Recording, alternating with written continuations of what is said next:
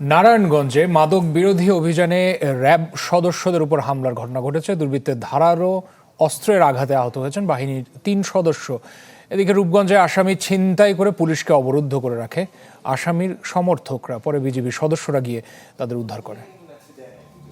ঈদ আসবে, সাথে ক্যাশব্যাকও আসবে। নিজের বা প্রিয়জনের জন্য কেনাকাটায় এবারও নগদ পেমেন্টে পাচ্ছেন দারুণ ক্যাশব্যাক। তাই যাই কিনুন, পেমেন্ট করুন নগদে।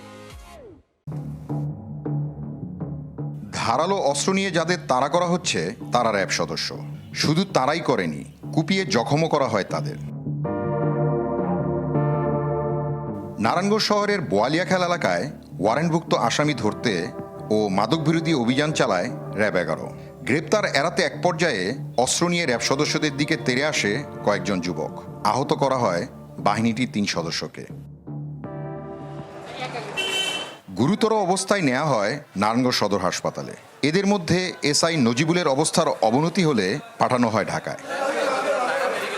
একই জেলার রূপগঞ্জে হত্যা ও মাদকসহ ডজনখানেক মামলার পলাতক আসামি উপজেলা যুবদলের সিনিয়র যুগ্ম আহ্বায়ক শামীম মিয়াকে গ্রেপ্তার করতে যায় পুলিশ।